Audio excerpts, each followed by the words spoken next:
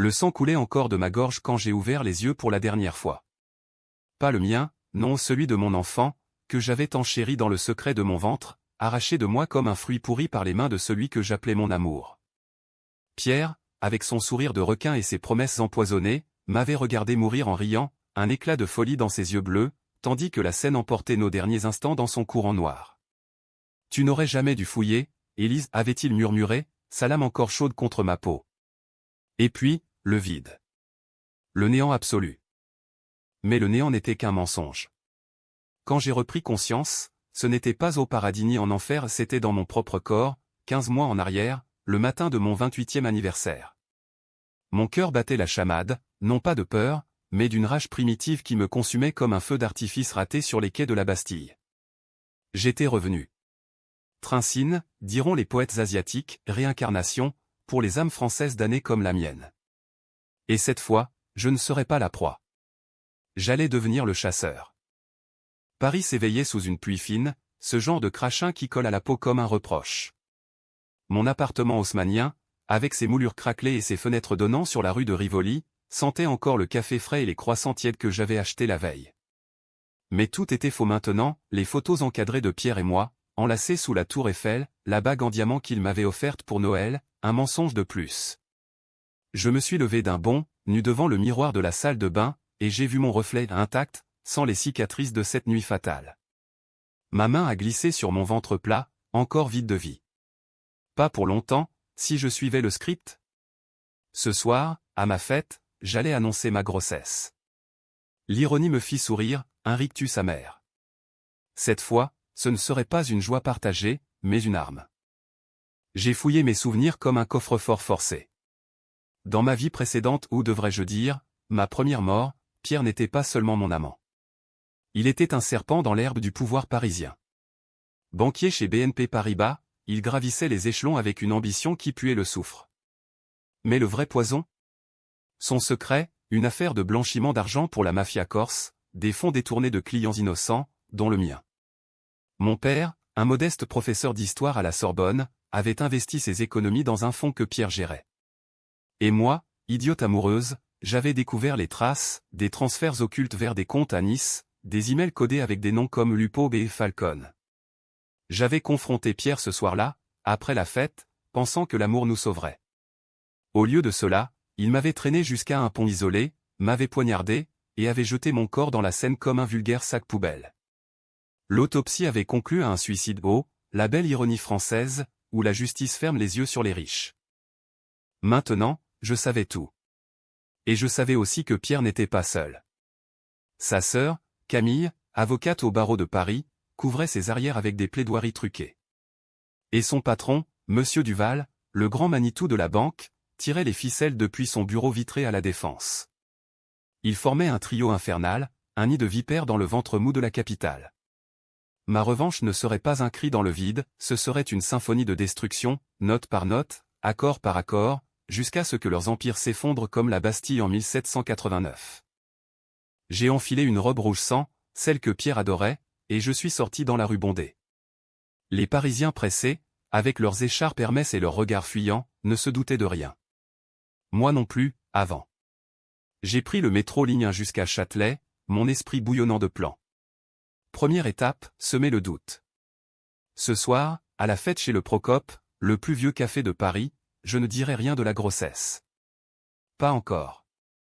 J'inventerai une dispute, une allusion vague à des secrets financiers qui titillerait la curiosité de Camille. Elle mordrait à l'hameçon, elle l'avait toujours fait, cette garce jalouse qui enviait mon bonheur avec son frère. Arrivé au café, l'air embaumait le tabac froid et l'escargot frit. Les invités étaient déjà là, mes collègues de l'agence de publicité où je bossais, des hipsters bobos avec leurs tatous discrets, mes amis d'enfance de Montmartre, riant trop fort pour masquer leur propre misère. Et Pierre, bien sûr, impeccablement vêtu d'un costume sur mesure, un verre de Bordeaux à la main. Il m'a vu entrer et son sourire s'est élargi, carnassier. Ma chérie. Joyeux anniversaire. Tu es radieuse. Ses lèvres ont effleuré les miennes, et j'ai dû me retenir pour ne pas lui cracher au visage. Au lieu de cela, j'ai ri, un rire perçant qui a fait tourner les têtes. Radieuse? Attends de voir ce que j'ai à annoncer ce soir. ça va tout changer. La soirée s'est déroulée comme un ballet macabre. Les toasts s'enchaînaient, les rires fusaient sous les lustres en cristal. J'ai dansé avec Pierre, mon corps contre le sien, feignant l'abandon tandis que mon esprit cartographiait ses faiblesses, sa peur de l'humiliation publique, son addiction au jeu qui le rongeait en secret, ses dettes cachées auprès des Corses. À minuit, quand les invités ont scandé les surprises, j'ai pris le micro improvisé un verre à 20 tenues haut. Mes amis, ce soir marque non seulement mes 28 ans, mais un nouveau chapitre. J'ai des doutes sur certaines choses. Des ombres dans nos vies, des mensonges qui pourrissent tout. Les murmures ont enflé. Camille, assise en face, a pâli, ses yeux de fouine plissés. Pierre a serré ma main un peu trop fort. Élise, qu'est-ce que tu racontes? J'ai souri, laissant le silence s'étirer comme une lame. Rien que la vérité, mon amour. Mais pas ce soir.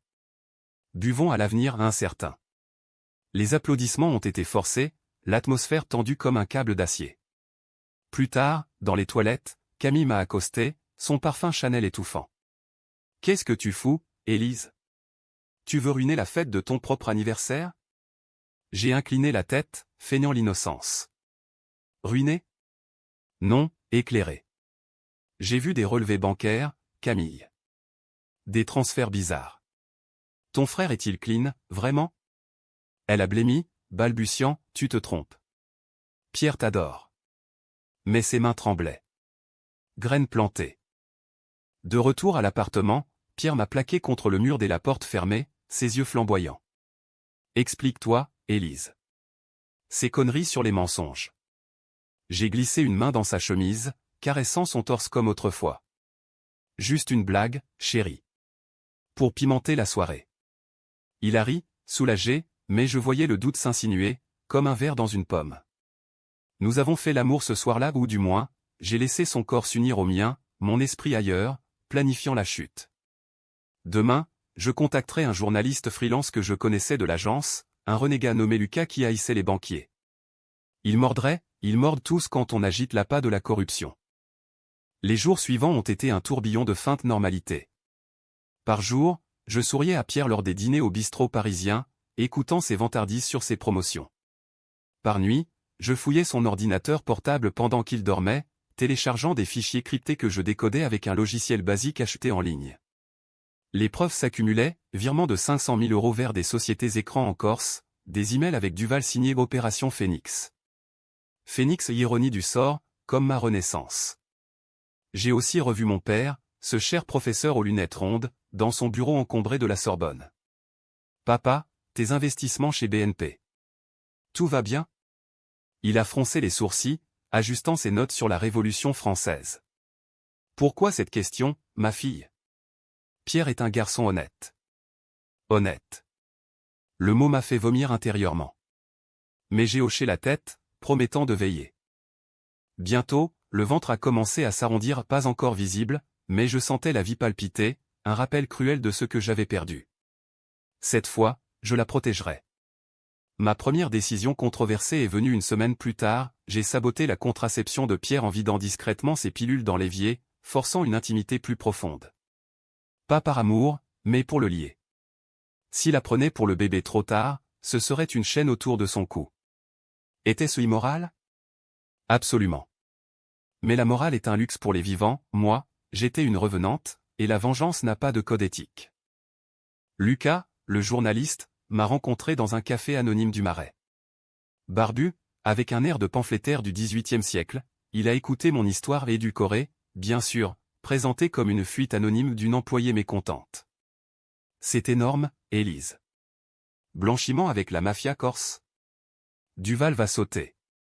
J'ai glissé une clé USB sur la table. Publié.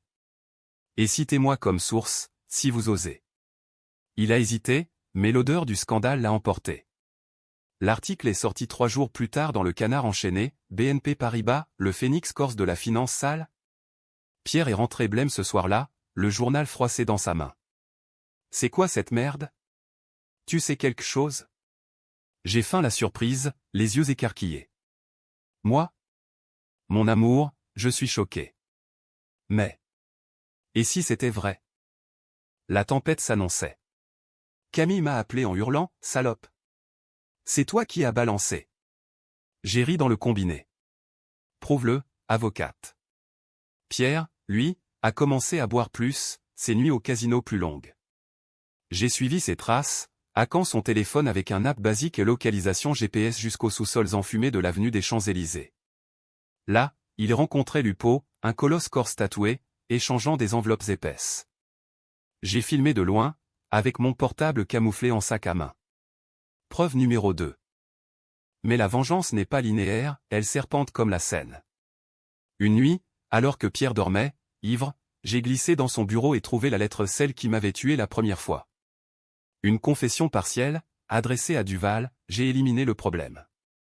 Élise ne parlera plus. Pas signé, mais son écriture. Mon cœur s'est serré, la rage m'a submergé. J'ai pleuré pour la première fois depuis mon retour, des larmes acides sur l'oreiller. Pourquoi? Parce que même en sachant, la douleur revenait, fraîche comme une plaie rouverte. Le mois suivant a vu les premières fissures. L'article de Lucas a déclenché une enquête de la brigade financière. Duval a convoqué Pierre à la défense, et j'ai écouté l'appel en cachette, nettoie tes traces, idiot. Ou on te jette au lot.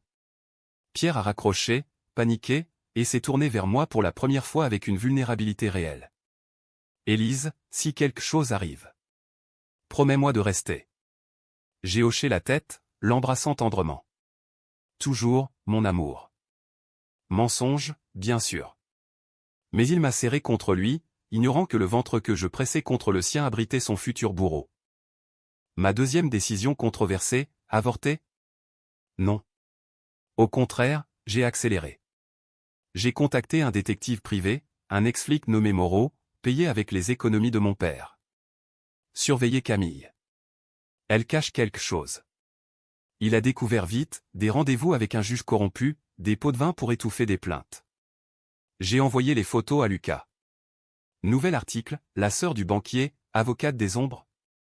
Camille a craqué, elle m'a confronté dans un parc près du Louvre, sous une averse torrentielle. Tu vas nous détruire, Élise. Pourquoi? Une grossesse imaginaire? J'ai ri, l'eau ruisselant sur mon visage. Imaginaire? Touche mon ventre, salope. Et ce n'est que le début. Pierre a commencé à me soupçonner. Une nuit, il m'a giflé la première fois. C'est toi, hein? La taupe. J'ai reculé, la joue en feu, mais au lieu de fuir, j'ai murmuré, et si c'était le cas? Tu m'as menti pendant des mois. Il s'est figé, puis s'est excusé en pleurs, jurant son amour. J'ai pardonné, feignant la faiblesse. En vérité, cette gifle était le carburant, elle justifiait tout. Le lendemain, j'ai déposé une plainte anonyme pour violence conjugale, avec photo de la marque. Pas pour le punir encore, pour le désarmer plus tard. À 6 mois de grossesse, mon ventre était une bombe à retardement. J'ai organisé un dîner familial chez mes parents, à leur petite maison de banlieue à Vincennes. Mon père, fier, a levé son verre à Élise et au petit enfant. Pierre, mal à l'aise, a souri crispé. Camille n'était pas là, bannie par le scandale. Mais Duval l'était, invité par amitié. Erreur fatale. J'ai glissé une question innocente, Monsieur Duval, ces rumeurs sur BNP. Pierre est-il en sécurité? Le vieil homme a toussé, son visage ridé se crispant. Les rumeurs sont des vents, mademoiselle. Mais votre Pierre est précieux. Précieux. Comme un pion. Cette nuit-là, tout a basculé. Pierre m'a avoué une partie, il y a eu des erreurs, Élise. De l'argent sale. Mais je vais tout arranger. J'ai feint les larmes. Avec qui? Les Corses.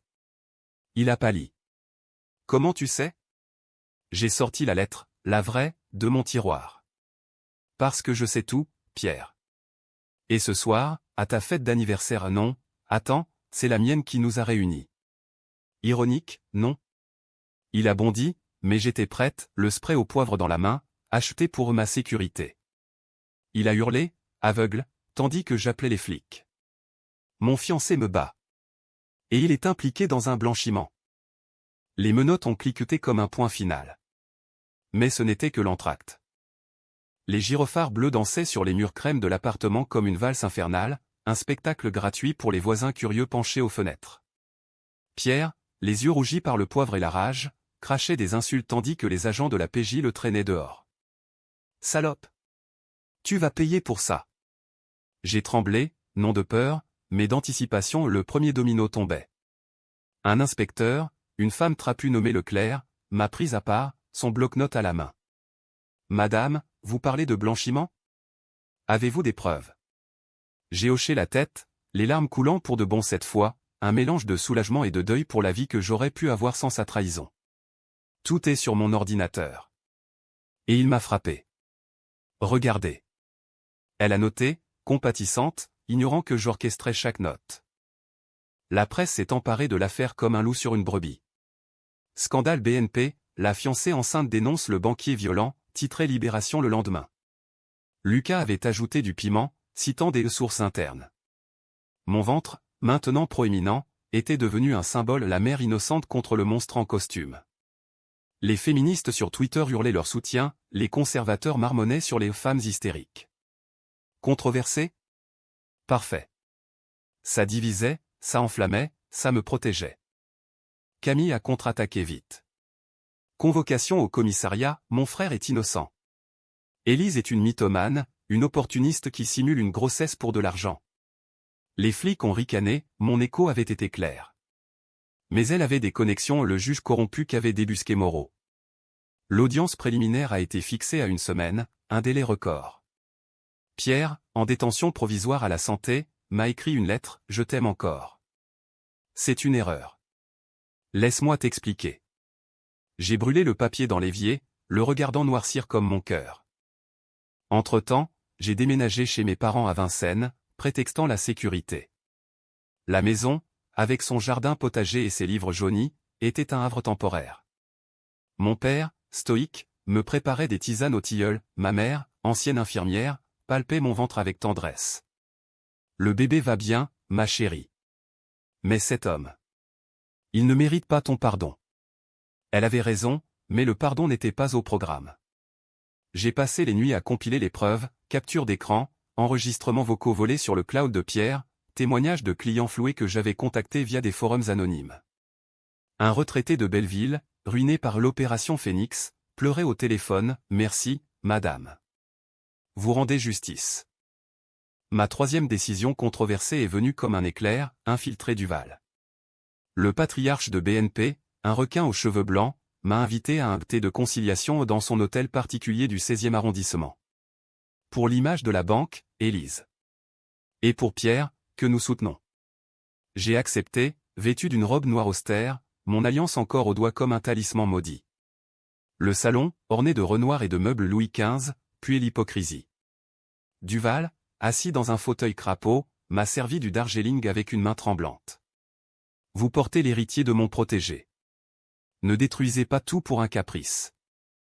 J'ai souri, sirotant le thé amer. Caprice? Monsieur, j'ai vu les comptes. L'écorce. Lupo Falcon n'est pas un fantôme, il est votre prête-nom. Ses yeux se sont écarquillés derrière ses lunettes cerclées d'or. Insolente. Vous bluffez. J'ai sorti mon téléphone, jouant l'enregistrement, Pierre et lui, dans un bureau, discutant des transferts. 500 000 pour le silence, Duval. Élise est morte, fin de l'histoire. La voix de Pierre, claire comme un glas. Duval a pâli, renversant sa tasse. Où avez-vous? J'ai haussé les épaules. Je sais fouiller. Signer ça une confession et je garde le silence. Sinon, ça va à traque-fin. Il a signé, les mains agitées, jurant de régler l'affaire. Mensonge, bien sûr, j'avais déjà envoyé une copie à la brigade anti-blanchiment. En sortant, sous le porche ombragé, j'ai vomi pas de nausée, mais de dégoût pur. Était-ce de la torture psychologique? Oui. Mais les monstres ne méritent pas de gants de velours. L'audience a été un cirque. Le palais de justice de l'île de la Cité, avec ses colonnes gothiques et son odeur de vieux papier, grouillé de reporters. Pierre, en costume froissé, m'a fusillé du regard depuis le banc des accusés. Camille, en tailleur pantalon impeccable, plaidait, ma cliente mon frère est victime d'une calomnie orchestrée par une femme instable. Instable. Le mot a résonné comme un fouet. J'ai témoigné, voix ferme, détaillant les violences, les mensonges, les preuves financières. Le juge, un homme sec nommé Bertrand, a froncé les sourcils. Madame, ces allégations sont graves. Avez-vous des motifs personnels? J'ai touché mon ventre. Seulement protéger mon enfant, monsieur le juge. De l'homme qui m'aurait tué, comme il l'a fait dans mes cauchemars. Murmure dans la salle. Pierre a bondi, mensonge. Elle est folle. Mais les preuves parlaient plus fort. Duval a été cité comme témoin, il a bafouillé, transpirant sous les projecteurs. Je ne sais rien de tout ça. Mais Tracfin avait frappé, perquisition à BNP, saisie de compte. Camille a perdu son calme, hurlant en aparté, tu vas crever pour ça, Élise.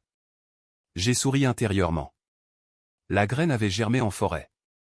Libéré sous caution grâce aux avocats hors de prix, Pierre m'a traqué jusqu'à Vincennes. Il a tambouriné à la porte à minuit, sa voix éraillée, ouvre, Élise. On peut arranger ça. Mon père a appelé la police, ils l'ont emmené, menottes au poignet.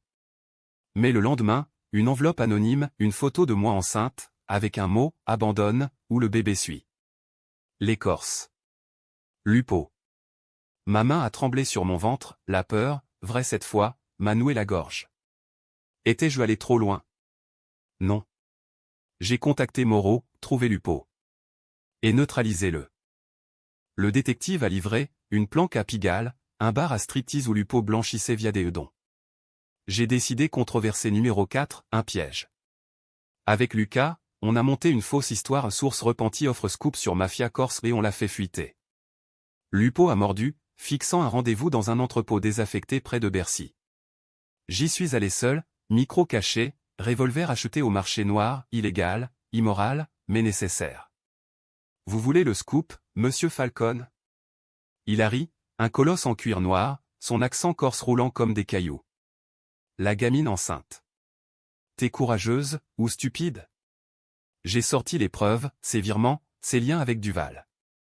Ou les flics, ou la presse. Choisis. Il a bondi, mais j'ai tiré en l'air un avertissement. Les sirènes ont hurlé, Moreau avait alerté la BAC. Lupo arrêté, menottes cliquetantes, jurant en corse. La putana. Elle va payer. Mais payer? C'était son tour. Paris bruissait de scandale. BNP en chute libre en bourse, Duval démissionné dans l'opprobre, Camille radié du barreau pour conflit d'intérêts. Pierre, isolé, m'a supplié par avocat interposé, retire la plainte. Pour le bébé. J'ai répondu par courrier, le bébé s'appelle Justice. Mon ventre, à 7 mois, était un bouclier et une épée. Mais la tension montait. Des appels anonymes, des ombres dans les rues de Vincennes. Une nuit, une voiture noire m'a frôlé au feu rouge, un avertissement. J'ai accéléré, cœur battant, vers l'hôpital le plus proche. Échographie, tout allait bien. Votre enfant est fort, comme sa mère, a dit la sage-femme. Fort. Oui. La revanche approchait de son crescendo. J'ai rencontré Lucas dans un bistrot du quartier latin, sous les platanes jaunissants. Le grand article sort demain. Tout, Pierre, Duval, Camille, Lupo. Un réseau démantelé. Il a levé son verre. À la vérité. J'ai trinqué, mais intérieurement, je doutais. Était-ce vengeance, ou justice? La ligne s'effaçait. Pierre a été inculpé pour tentative de meurtre. La lettre, les violences, les menaces. Lors de la confrontation, au palais, il m'a regardé avec des yeux brisés. Pourquoi, Élise? Je t'aimais. Mensonge. Tu m'as tué, Pierre. Dans une autre vie. Il a blêmi. Quoi? J'ai tourné les talons, laissant le juge sceller son sort, détention à vie probable. Mais le twist guettait, tapi comme un chat dans l'ombre. L'automne enveloppait Paris d'un manteau ocre et rouge, les feuilles mortes crissant sous les pas des passants comme des avertissements murmurés. À 8 mois de grossesse, mon corps était un vaisseau lourd, alourdi non seulement par la vie qui grandissait en moi, mais par le poids invisible de mes actes. La presse m'avait baptisé l'ange vengeur de la Seine, un titre flatteur qui masquait la tempête intérieure. Étais-je un ange, ou un démon en robe de maternité? Les nuits étaient peuplées de cauchemars, Pierre riant au-dessus de mon corps ensanglanté, la lame scintillant sous la lune, ou pire, mon bébé, minuscule et parfait, flottant dans les eaux sombres du fleuve. Je me réveillais en sueur, la main sur le ventre, murmurant des promesses, je te protège. Cette fois, oui. L'enquête s'emballait. La brigade financière, avec ses limiers en costard gris, avait déterré un réseau tentaculaire, des fonds corrompus finançant non seulement la mafia corse, mais des campagnes électorales occultes pour des députés UMP véreux. Duval, interrogé pendant des heures dans les sous-sols de Nanterre, avait craqué comme un château de cartes sous un Vendée. C'était Pierre Lidé. Le phénix, pour renaître des cendres de la crise de 2008. Son témoignage avait envoyé des vagues de choc, perquisitions à l'Élysée, murmures au Sénat. Camille, arrêtée pour complicité, avait implosé en cellule, overdose de calmant, suicide présumé. J'avais appris la nouvelle par un coup de fil de Leclerc. Elle a laissé une note, Élise, tu as gagné. Mais à quel prix?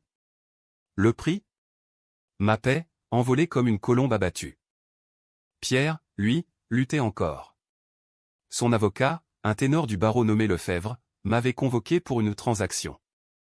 Café du Palais, face à Notre-Dame, sous un ciel plombé. Lefebvre, avec sa cravate en soie et son air de renard, a posé un chèque, 2 millions d'euros. Pour le bébé. Et retiré les charges. Pierre plaide coupable pour les violences, mais pas le reste. Géry, un son rauque qui a fait sursauter le serveur. Dites à votre client que l'argent ne rachète pas une vie. Ni la mienne, ni celle de mon enfant. Il a haussé un sourcil. Vous jouez avec le feu, madame. Les Corses ne pardonnent pas. Menace voilée. J'ai touché mon alliance, encore là comme un rappel. Le feu, c'est moi qui le maîtrise maintenant.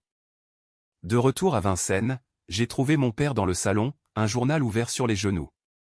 Élise, c'est trop. Cette vengeance. Elle te ronge. Ses yeux, derrière les lunettes, étaient hélas, marqués par les années d'enseignement sur les horreurs de l'histoire, la terreur, les purges. Papa, ils ont volé ton épargne. Ils m'ont tué. Il a secoué la tête. Mais qui es-tu devenu? Une juge? Une bourreau? Ces mots m'ont transpercé. Étais-je en train de devenir pire qu'eux? Cette nuit-là, j'ai rêvé de ma mort, le pont, la lame, mais cette fois, c'était moi qui tenais le couteau, et Pierre suppliait. Réveil en larmes, le bébé donnant un coup de pied comme un rappel, continue. Ma décision controversée numéro 5, la plus sombre, est survenue lors d'une échographie de routine. Le médecin, un jeune interne au sourire doux, a froncé les sourcils devant l'écran. Tout semble bien, mais... il y a une anomalie génétique mineure. Rien de grave, mais un test ADN pourrait confirmer la paternité si vous le souhaitez. Paternité. Le mot a résonné comme un gong. Pierre était le père, bien sûr. Mais et si? Non. J'ai refusé le test. Pas besoin. C'est mon enfant. Mensonge? Peut-être. Ou protection. Car en creusant, j'avais découvert un secret plus profond, Pierre avait un autre enfant, illégitime, avec une maîtresse corse nommée Sophia, la sœur de Lupo. Une famille cachée, un empire parallèle. Si mon bébé était lié à ça, par le sang, la vengeance se compliquait. J'ai confronté Sophia via Moreau. Rendez-vous dans un petit restaurant de la Butte aux Cailles, mur couvert de graffitis et bougies vacillantes. Elle était belle, d'une beauté méditerranéenne âpre, cheveux noirs cascadant sur des épaules tatouées. Élise, la revenante. Pierre m'a parlé de toi avant. Son accent chantant masquait une tristesse profonde. J'ai posé la question brute, votre fils. Est-ce le chaînon manquant? Elle a hoché la tête, les yeux humides. Nico, 5 ans. Pierre l'a reconnu en secret, mais Lupo veut l'utiliser comme levier. Contre la banque, contre tout. Révélation, le réseau n'était pas seulement argent, c'était lignée, héritage maudit. Aidez-moi à l'arrêter, ai-je murmuré. Pour Nico. Pour mon enfant. Elle a hésité, puis tendu la main. Alliance scellée dans l'ombre. Le plan s'est tissé comme une toile d'araignée, Sophia témoignerait contre Lupo, révélant les liens familiaux, moi, je fournirais les preuves financières pour clouer Pierre. Mais le risque était immense. Lupo, libéré sous caution grâce à des pots de vin, avait juré vengeance. Une nuit, alors que je rentrais d'un rendez-vous avec Lucas, une silhouette m'a plaqué dans une ruelle près de la place de la Bastille. La putana enceinte a grogné une voix rauque. Un sbire corse, couteau à la main. J'ai crié, rué, mon ventre me déséquilibrant. Un coup de feu Moreau, surgissant de l'ombre. Le type s'est effondré, agonisant. Élise. Les flics arrivent. J'ai vomi sur le pavé, le sang chaud éclaboussant mes chaussures. Première vie prise. La mienne? Presque. L'hôpital m'a gardé en observation, perfusion et moniteur bipant comme un requiem. Mon père, vigilant, a tenu ma main. C'est fini, Élise. Arrête. Mais non. Le lendemain, j'ai dicté à Lucas l'article final, Le clan Corse et BNP, une saga de sang et d'argent. Sorti en une du Monde, il a tout fait sauter. Lupo arrêté à nouveau, cette fois sans caution, Sophia protégée en programme de témoin, Pierre, confronté à la trahison de sa maîtresse, a tenté le suicide en cellule. Échec. Il veut te voir, m'a dit Leclerc au parloir de la santé. La visite a été un duel d'âme. Pierre, amaigri, chaîne aux chevilles, m'a fixé à travers la vitre. Tu as tout gagné, Élise. Mais comment? Tu savais avant. C'est impossible. J'ai pressé ma main sur le verre, sur mon ventre. Impossible? J'ai vécu ça, Pierre. Ta lame dans ma chair, la scène avalant mon cri. Et notre enfant est mort avec moi. Ses yeux se sont écarquillés, incrédules. Tu mens. Mais le doute l'a rongé, visible comme une fissure dans du marbre. Pourquoi, a-t-il murmuré? Pour venger les morts. Et protéger les vivants. Je me suis levé, laissant son hurlement résonner derrière moi. Dehors, Paris sous la pluie d'octobre semblait purifié, les boulevards luisants comme des veines nettoyées. Mais la tension culminait. Une lettre anonyme de Duval, depuis sa cellule, vous avez réveillé les ombres, mademoiselle. Elles viennent pour vous. Les ombres, restent du réseau, vengeurs sans visage. J'ai renforcé la sécurité, Moreau à mes côtés jour et nuit. Sophia m'a appelé, Nico est en sécurité. Merci. Un fil d'humanité dans la toile. À 9 mois, les contractions ont commencé lors d'une promenade au jardin des plantes. Douleur lancinante, comme la lame fantôme.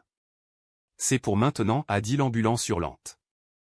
Hôpital Cochin, salle blanche et cris étouffés. Mon père, paniqué, ma mère, stoïque. Pousse, ma fille. Et puis, le cri aigu, victorieux. Une fille. Rose Élise. Ses yeux verts, comme les miens, m'ont fixé, innocent. Elle est parfaite, a chuchoté l'infirmière. Parfaite. Mais le monde dehors ne l'était pas. L'odeur de talc et de lait chaud imprégnait la chambre d'hôpital, un cocon fragile contre le chaos extérieur. Rose, emmaillotée dans une couverture rose pâle, tétait avidement, ses petits poings serrés comme si elle saisissait déjà la vie à pleine main. Je la regardais, émerveillé et terrifié, mon corps encore endolori par l'accouchement. Tu es ma victoire, murmurai-je, effleurant sa joue duvetée. Mais la victoire a un prix, et le mien se rappelait à moi par des coups de fil incessants, Leclerc, pour les dépositions, Lucas, pour les suites du scandale, Moreau, pour les menaces persistantes. Restez vigilante, Élise. Les Corses n'oublient pas. La sortie de l'hôpital a été un balai de précaution, ambulance banalisée jusqu'à Vincennes, où mes parents avaient fortifié la maison comme une petite forteresse à volets renforcés, caméra à l'entrée. Mon père, redevenu le professeur rigoureux, lisait des traités sur la résilience post-traumatique, ma mère, pratique, tricotait des chaussettes minuscules. La famille, c'est notre bouclier, disait-elle. Bouclier? Oui, mais fissuré. Car Pierre, depuis sa cellule, avait engagé un avocat pour réclamer une garde partagée. Absurde, avait hurlé Lefebvre au téléphone. Mais la loi protège les pères. La loi, cette machine française impitoyable, où l'égalité masque souvent l'injustice. Ma décision controversée numéro 6, un test ADN secret. J'avais refusé à l'hôpital, mais la peur rongeait. Et si Rose portait les gènes du monstre? J'ai prélevé un cheveu de sa couverture, un échantillon de salive du mien, et envoyé à un labo discret via Moreau. Résultat 2 jours plus tard, 99,9% de correspondance avec Pierre. Bien sûr. Mais un détail, une mutation rare, la même que celle de Nico, l'enfant de Sophia. Preuve du sang partagé, du lignage maudit. J'ai pleuré, non de joie, mais de rage contre le destin. Rose n'était pas seulement à moi, elle était liée à l'empire que j'avais démantelé.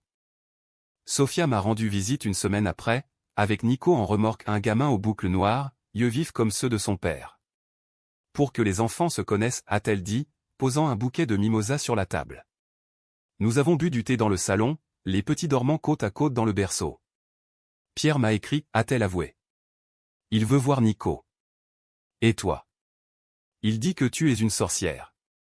Sorcière. Le mot m'a fait sourire. Il a raison. J'ai vu l'avenir, Sophia. Et je l'ai changé. Elle a pâli. Vraiment? J'ai hoché la tête, omettant les détails, la mort, la scène, la lame. Aidez-moi à finir. Témoigner contre lui au procès. Le procès de Pierre a ouvert en décembre, sous un ciel de plomb qui semblait pleurer pour Paris. La cour d'assises de la Seine, avec ses boiseries sombres et ses portraits de juges austères, était bondée, famille de victimes, reporters, curieux titillés par le procès du siècle. Pierre, en costume gris, avait perdu son éclat, ses yeux bleus, autrefois magnétiques, étaient ternes, hantés. L'accusation, menée par une procureure acérée nommée Moreau, aucun lien avec mon détective, a déballé les preuves comme un autopsie, les virements, les violences, la lettre de confession. Monsieur a non seulement ruiné des vies financièrement, mais a tenté d'extorquer la vie même de sa compagne enceinte. J'ai témoigné en premier, Rose dans les bras d'une assistante sociale à l'arrière-salle. Ma voix, amplifiée par les micros, a résonné, il m'a battu, menacé, et pire dans mon cœur, il m'a déjà tué une fois. Les jurés, un mélange de bourgeois du 7e et d'ouvriers de la banlieue, ont froncé les sourcils. Pierre, du banc, a crié « mensonge ». Elle est obsédée, cette folle. Le juge a tapé du marteau. Sophia a suivi, voix tremblante, Pierre est le père de mon fils. Et un criminel. Il a promis de nous protéger, mais nous a vendus aux siens. Lupo, en visio depuis sa cellule, a corroboré sous contrainte, le banquier nous devait du fric. Il a payé avec du sang. Le clou, Duval, pâle comme un spectre, a admis tout. Pierre était mon exécutant. L'opération Phénix. Un rêve devenu cauchemar. La salle a retenti de murmures. Camille, absente, pesait comme un fantôme, son suicide avait été requalifié en meurtre, par un sbire de Lupo. La toile se resserrait. Mais la controverse a éclaté lors de mon contre-interrogatoire. Lefebvre, rusé, a sorti l'atout, « Madame, vous avez manipulé les preuves. Ce test ADN secret et illégal. Et ces fuites à la presse? Chantage. » J'ai nié, mais les doutes ont flotté. Un juré, une femme d'une 50aine d'années, m'a fixé avec suspicion. Étais-je la victime, ou la marionnettiste? La presse s'est déchaînée, l'ange ou la diablesse, titrait le Figaro. Les réseaux sociaux bouillonnaient, justice pour Élise contre Pierre innocent. Paris, ville des Lumières, se divisait en ombre et éclat. Nuit après nuit, les menaces s'intensifiaient. Une brique par la fenêtre de Vincennes, avec un mot, le bébé paiera.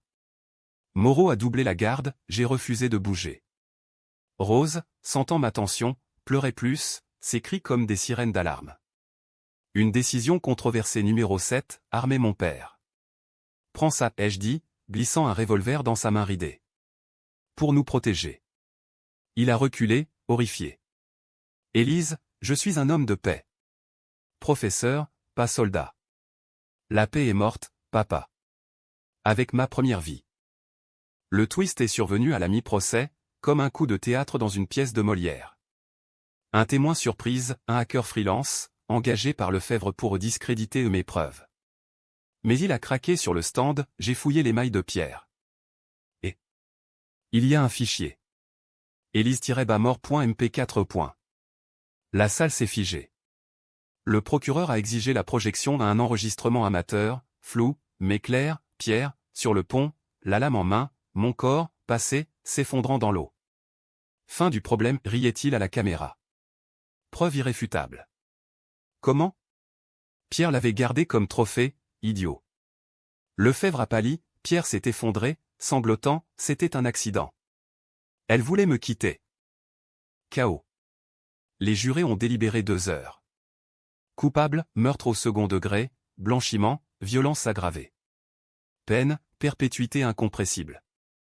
Dehors, la foule a hurlé joie pour les uns, rage pour les autres. J'ai marché sous la pluie, rose contre mon cœur, sentant pour la première fois une paix fragile. Mais les ombres persistaient. Duval, en cellule, s'était pendu. Suicide, disaient les flics. Moi? Je savais, un nettoyage interne. Lupo avait des alliés.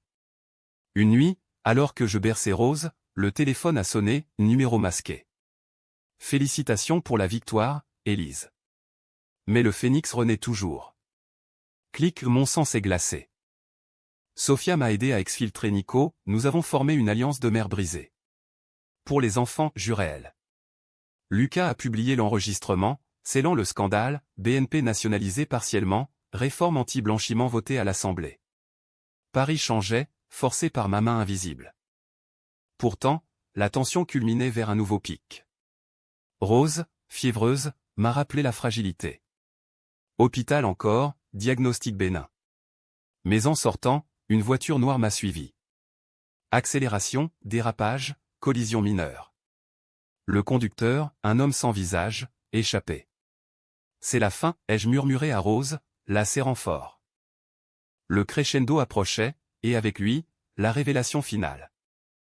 L'hiver s'était abattu sur Paris comme une malédiction biblique, la neige fondue transformant les Champs-Élysées en patinoire glissante et les cœurs en glaçons. Rose, 3 mois maintenant, gazouillait dans son couffin, ignorant les tempêtes qui rageaient autour d'elle. Moi, Élise la revenante, je naviguais entre les fragments de ma nouvelle vie, interview triomphante le matin, la femme qui a brisé l'empire, insomnie hantée la nuit. Le procès avait clos un chapitre, mais les pages restantes étaient tachées d'encre noire, les restes du réseau, ces hydres qui repoussent plus forte après chaque coup.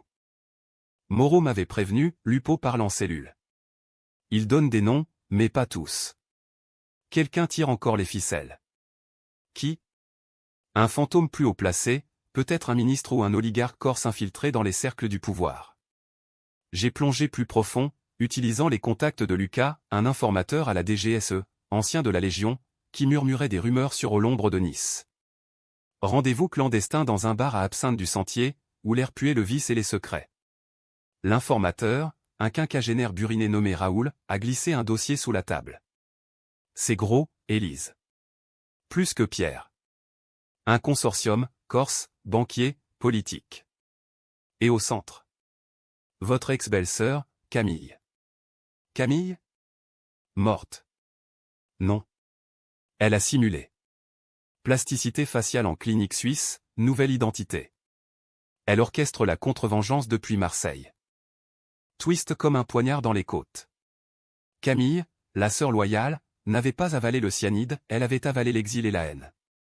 Le dossier regorgeait de photos, elle, méconnaissable avec des cheveux blonds et des lunettes, rencontrant des hommes en costard près du Vieux-Port. Elle veut votre tête, et celle de Rose. Pour l'honneur familial. Honneur. Le mot m'a fait vomir. Ma décision controversée numéro 8, la dernière, jurai-je, traquer Camille. Pas par la loi, trop lente, par mes propres moyens. Avec Sophia et Raoul, on a monté l'opération Phénix brisé, Sophia comme appât, feignant une trahison, moi en soutien, arme au poing. Les jours suivants ont été une danse mortelle. Rose chez mes parents, sous garde armée, moi, en planque à Marseille, ville de soleil trompeur et d'ombre longue.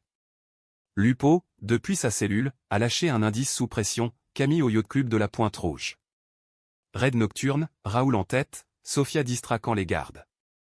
J'ai franchi la grille, le cœur battant au rythme des vagues. Camille était là, sur le pont d'un bateau luxueux, cigarette aux lèvres, regard d'acier. Élise. La revenante. Tu as du cran. Pas de surprise, elle savait. Le face-à-face a été électrique, sous les étoiles méditerranéennes. Pourquoi, Camille? Pierre était ton frère. J'étais ta famille. Elle a ri, un son brisé comme du verre. Famille? Tu nous as trahis. Pour une grossesse, pour de l'argent volé à papa. Papa? Révélation, Camille était la clé. Dans ma vie passée, j'avais ignoré un détail, mon père n'était pas ruiné par BNP seul, Camille avait détourné une part pour financer l'opération, par jalousie envers moi, l'intruse. J'ai vu les comptes, Élise. Ton père savait. Et toi, tu as tout gâché. Mensonge? Vérité? Le doute m'a ébranlé. Mais la rage a prévalu. Tu m'as laissé mourir, ai-je hurlé, sortant le revolver. Elle a levé les mains, mais ses yeux brillaient de folie. Mourir? C'était Pierre. Moi, j'ai couvert. Pour nous sauver. Sauver? De la justice, peut-être. Raoul a surgi, menottes prêtes. Bagarre, coups, cris, le bateau tanguant. Camille a griffé mon visage, hurlant « Tu n'es pas une mère. Tu es un monstre. » Monstre. Le mot a résonné. J'ai hésité, le doigt sur la gâchette. Tuer? Ou juger? Sophia a crié « Pour les enfants. » J'ai baissé l'arme. Camille menottait, traînée à terre. C'est fini. Les flics de Marseille, alertés par Raoul, ont débarqué. Arrestation en direct, flash crépitant comme des feux d'artifice. Camille, emmenée, m'a craché, Rose Perra. Le sang appelle le sang. Menace, ou prophétie? Retour à Paris, victorieuse mais brisée. Le consortium s'effondrait, arrestation en cascade, du Vieux-Port à Matignon. L'ombre de Nice identifiée à un sénateur corse, inculpé pour trahison. Pierre, informé en cellule, a tenté un nouveau suicide, sauvé, mais catatonique. Il a tout avoué, m'a dit Leclerc. Même votre mort passée. Il pense que vous êtes un fantôme. Fantôme. Peut-être l'étais-je. Le printemps est revenu, timide, avec des crocus dans le jardin de Vincennes. Rose marchait à quatre pattes, riant aux éclats. Mon père m'a serré un jour, larmes aux yeux, tu as rendu justice, Élise. Sans devenir la bête. Mère a ajouté, et maintenant, vie. Vivre. Le mot était doux, étranger. Mais le twist final, le vrai, est venu lors d'un appel anonyme, des mois plus tard. Une voix féminine, douce, Élise? C'est Sophia. Nico. Et Rose. Ils sont cousins. Mais plus, Pierre n'était pas le père. Duval l'était. Insémination artificielle, secret de Camille. Choc. Mon enfant, fruit d'un viol médical? Non, d'une manipulation plus profonde. Duval, le patriarche, avait forcé Pierre à partager sa semence, mais c'était la sienne. Rose, héritière maudite. BKCH? Ou Libération? J'ai raccroché, regardant Rose jouer. Le sang appelait le sang, mais je briserai la chaîne. Pas de vengeance éternelle, une vie nouvelle. Paris, ville de lumière et d'ombre, m'avait vu renaître. Et mourir, peut-être. Mais Rose vivrait libre. Fin. La Seine coulait toujours, indifférente, emportant les secrets vers l'océan. Et moi, Élise, je marchais sur ces quais, main dans la main avec ma fille, vers un horizon incertain mais mien. La revanche avait été douce amère, controversée jusqu'au bout. Mais dans ces controverses, j'avais trouvé la paix ou du moins, son écho.